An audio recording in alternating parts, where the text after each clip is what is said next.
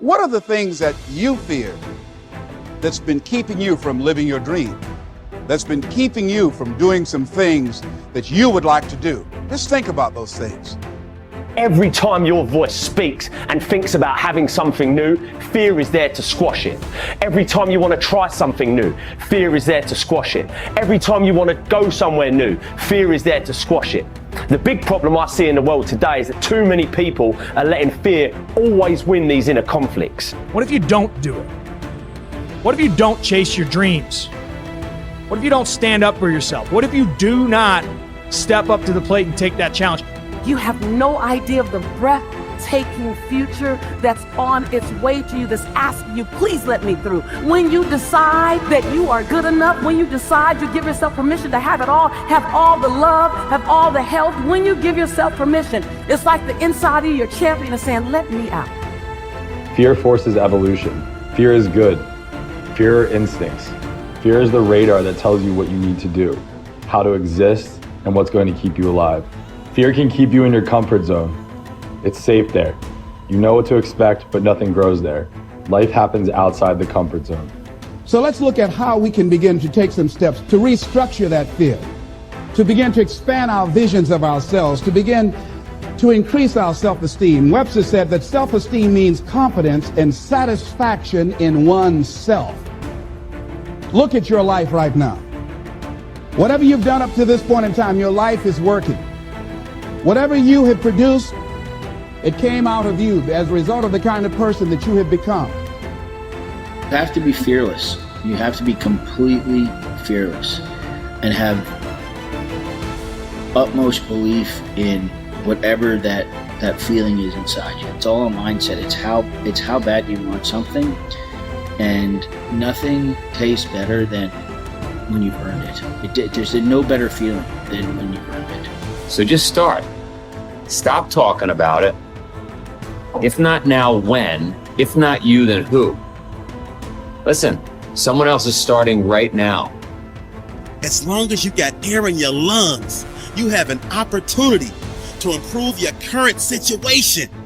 So human up, accept the challenge, change your associations, and soon you will find yourself receiving accolades and congratulations. But first you gotta say I do to the new you and commit to a lifetime of small wins that at times will seem meaningless and pointless. Are you in a position to quit? Or are you in a position to go harder? Are you in a position to go stronger? Are you willing to dig and go as far as you can in your life? Are you willing to suffer? So instead of boxing yourself in and thinking only about all the different ways that something could be bad, could break, could fall to pieces, think about all the things that you could do if you take the action. The most common fears that we experience, which often sabotage all hope for success, are the fears of failure, poverty, and loss of money. These fears cause people to avoid risk of any kind and to reject opportunity when it is presented to them. They are so afraid of failure that they are almost paralyzed when it comes to taking any chances at all. There are many other fears that interfere with our happiness. People fear the loss of love or the loss of their jobs and their financial security. People fear embarrassment or ridicule. People fear rejection and criticism of any kind.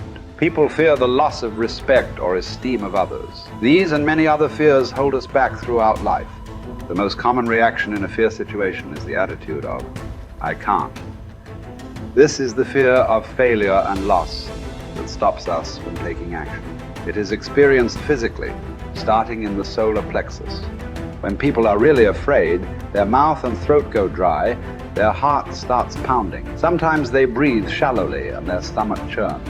Often they feel like getting up and running to the bathroom. These are all physical manifestations of the inhibitive negative habit pattern, which we all experience from time to time. Whenever a person is in the grip of fear, he feels like a deer caught in the headlights of a car. This fear paralyzes action. It often shuts down the brain and causes the individual to revert to the fight or flight reaction. Fear is a terrible emotion that undermines our happiness and can hold us back throughout our lives. Fear makes come true that which one is afraid of.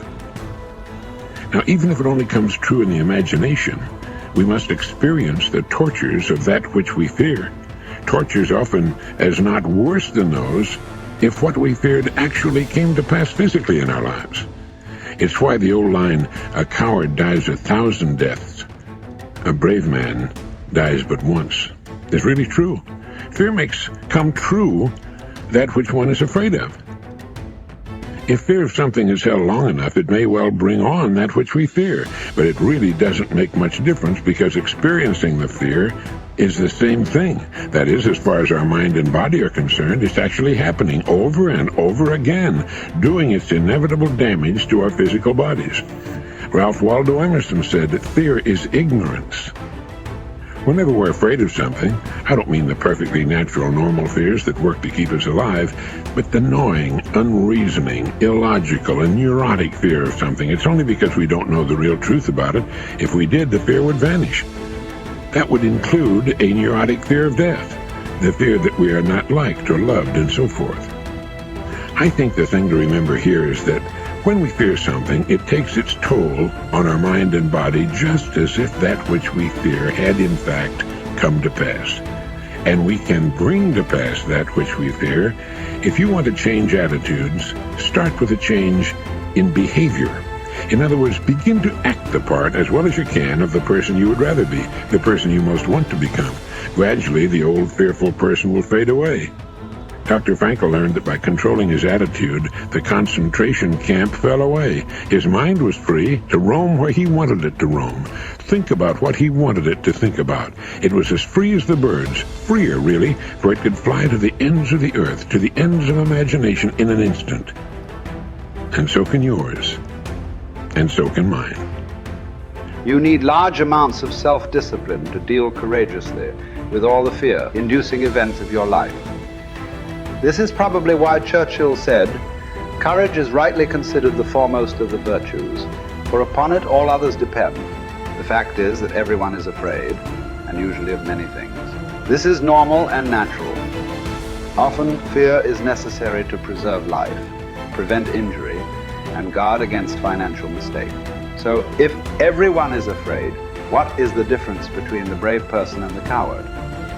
The only difference is that the brave person disciplines himself to confront, deal with, and act in spite of the fear. In contrast, the coward allows himself to be dominated and controlled by the fear. Someone once said that with regard to warfare, although it applies to any situation, the difference between the hero and the coward is that the hero sticks in there 5 minutes longer. Fortunately, all fears are learned. No one is born with fears. Fears can therefore be unlearned by practicing self-discipline repeatedly with regard to fear until it goes away. Your ability to confront, deal with, and act in spite of your fears is the key to happiness and success. One of the best exercises you can practice is to identify a person or situation in your life of which you are afraid and resolve to deal with that fear situation immediately. Do not allow it to make you unhappy for another minute. Resolve to confront the situation or person and put the fear behind you. The only way to deal with a fear is to address it head on. Remind yourself that denial is not a river in Egypt. The natural tendency of many people is to deny that they have a problem caused by fear of some kind. They're afraid of confronting it. In turn, it becomes a major source of stress, unhappiness, and psychosomatic illness. Be willing to deal with the situation or person directly. As Shakespeare said, take arms against a sea of troubles, and in so doing, end them. The companion of fear is worry. Like twin sisters, fear and worry go around together. Mark Twain once wrote, "I have worried about a lot of things in life, and most of them never happen." So if you want to do something, if you've thought about something you want to do, take it head on. Decide that you're going to start looking at it, start doing research on it, start tackling it, start becoming involved in whatever and wherever it might lead you to begin to explore the possibilities in that particular thing that you're seeking so that you can begin to learn all you can about it. Decide that you're going to face it, that whatever shortcomings you have, that you're going to strengthen yourself there. Whatever training that's required, that you're going to go get that training, that you're going to get started right now. George Washington Carver would say, do what you can, where you are with what you have, and never be satisfied. S.B. Fuller used to say, and you heard Joe Dudley talk about, always strive to be more than that which you are. Yeah, don't get satisfied with yourself. Always know that wherever you are, you can enjoy more, that you deserve more. But most people, you know what they do? Most people go through life quietly and safely, tiptoeing to an early grave. Find out what it is you want and go after it as if your life depends on it. Why? Because it does.